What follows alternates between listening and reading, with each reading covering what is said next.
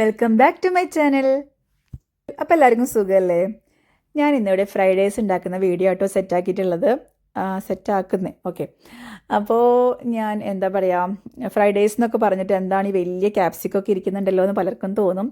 ഇവിടെ എൻ്റെ പിള്ളേർക്ക് അവരുടെ ഇഷ്ടത്തിനനുസരിച്ചുള്ള വെജിറ്റബിൾസാണ് ഞാൻ ചേർക്കുന്നത്. അവർക്ക് മെയിനായിട്ട് ഫ്രൈഡേയ്സ് എന്ന് പറയുമ്പോൾ നല്ല കളർഫുൾ ആയിട്ട് ഇരിക്കണം. പച്ച, ചുവപ്പ, മഞ്ഞ എന്നുള്ള കളേഴ്സൊക്കെ അവിടെ ഇവിടെയും വേണം.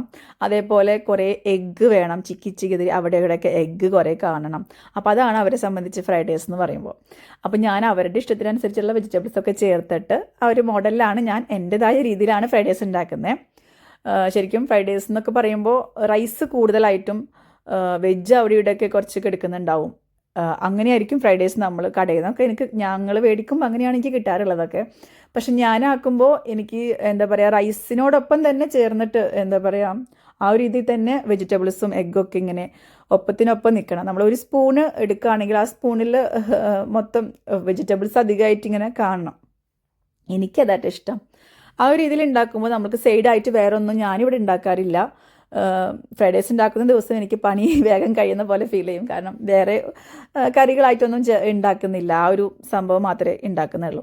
പിന്നെ അതേപോലെ ഞാൻ ഒരുപാട് എന്താ പറയുക, സോസ് ഒന്നും ചേർക്കാറില്ല. സോയ സോസ് എന്തായാലും ചേർക്കണമല്ലോ, അത് മസ്റ്റാണ്. കാരണം അതിൻ്റെ ഒരു ഫ്ലേവർ കിട്ടണമെങ്കിൽ സോയ സോസ്, അതേപോലെ കുറച്ച് ഗാർലിക്ക്, പിന്നെ ഓയിലിൽ ഉണ്ടാക്കണമല്ലോ ഫുഡ്.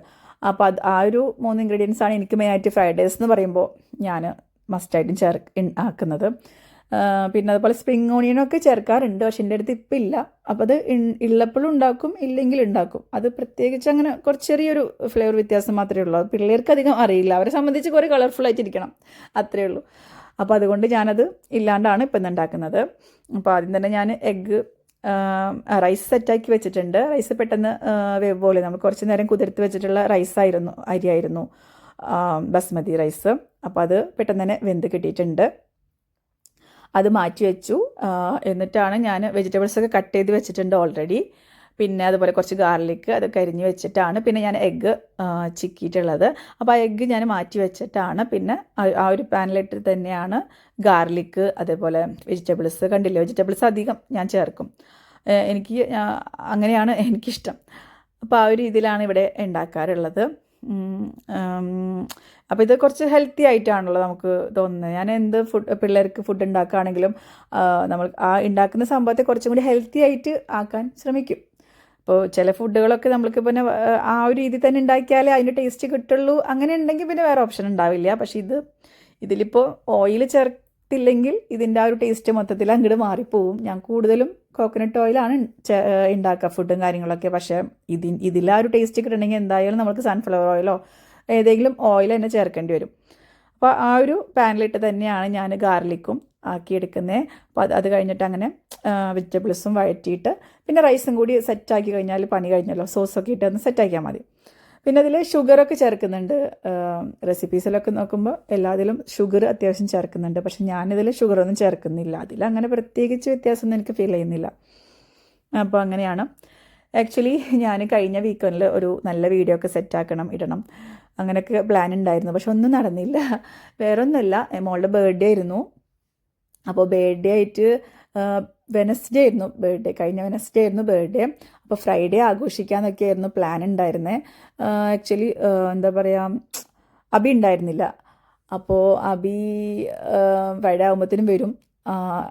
എൻ്റെ ഫ്രണ്ടിൻ്റെ മോളുടെ ബർത്ത്ഡേയും കൂടി ഉണ്ട്.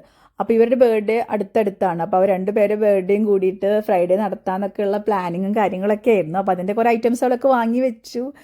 നല്ല ഫ്രോക്കൊക്കെ വാങ്ങിയിട്ടുണ്ട്. അപ്പോൾ അതൊക്കെ അങ്ങനെ തന്നെ അലമാരയിൽ ഇരിക്കുന്നുണ്ട്, അതിട്ടിട്ടില്ല.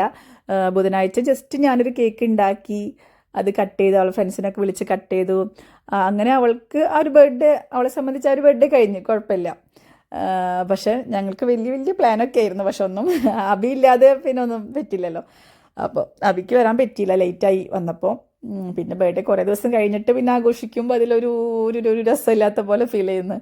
ഇനി അറിയില്ല, ഇനി വീക്കെൻഡിൽ എന്താ പരിപാടി എന്ന് അറിയില്ല.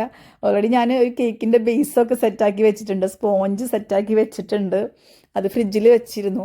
കാരണം ഇവർ വരുന്ന ഡേറ്റ് ഞാൻ ഏകദേശം കണ്ടിട്ട് സെറ്റാക്കി വെച്ചു. പക്ഷേ കാരണം നമ്മൾ ക്രീം സെറ്റാക്കി കഴിഞ്ഞാൽ പിന്നെ അത് കാര്യമില്ലല്ലോ. ബേസ് സ്പോഞ്ച് പിന്നെ പ്രശ്നമില്ലല്ലോ, അത് 1 വീക്ക് ഇരുന്നോളൂല്ലോ സ്പോഞ്ച്. അപ്പം അങ്ങനെ ഒരു സ്പോഞ്ച് എന്താ പറയുക ഫ്രിഡ്ജിൽ ഇരിപ്പുണ്ട്. ഇനി അതിനെന്ത് ചെയ്യണം എന്നൊരു ഐഡിയ ഇല്ല. ചിലപ്പോൾ അത് ചുമ്മാ കഴിക്കും, ചിലപ്പോൾ ഒരു മൂഡ് തോന്നി അത് എന്താ പറയുക അതുപോലെ എന്തെങ്കിലും ഡിസൈനൊക്കെ കൊടുത്ത് ക്രീം സെറ്റാക്കി അങ്ങ് കട്ട് ചെയ്യും. എന്താ ഒരു ഐഡിയ ഇല്ല.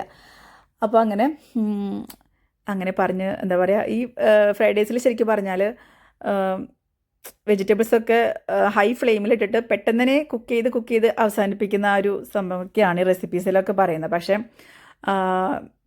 അല്ല സോറി ആ വീഡിയോസിലൊക്കെ പറയുന്നത്. പക്ഷെ ഞാൻ മീഡിയം ഫ്ലെയിമിൽ വെച്ചിട്ടാണ് മെല്ലെയാണ് ഒന്ന് കുക്ക് ചെയ്തെടുക്കുക. കാരണം നമ്മൾ പിള്ളേർക്ക് കൊടുക്കുമ്പോൾ ഒന്ന് കുക്കായിട്ട് കൊടുക്കുമ്പോഴാണ് എനിക്കൊരു കംഫർട്ട് തോന്നുന്നത്. അവർ കഴിക്കാനായാലും അതാണല്ലോ. കാരണം നമ്മൾ കൂടുതലായിട്ടും വെജിറ്റബിൾസ് ചേർക്കുമ്പോൾ അങ്ങനെ ചെയ്യണം. നമ്മൾ പുറത്തുനിന്ന് മേടിക്കുന്നതിൽ കുറച്ച് വെജിറ്റബിൾസ് മാത്രമേ ഉണ്ടാവുള്ളൂ. അപ്പോൾ അതധികം കുക്കാവാതെ കിടന്നാലും വലിയ പ്രശ്നം ഉണ്ടാവില്ല.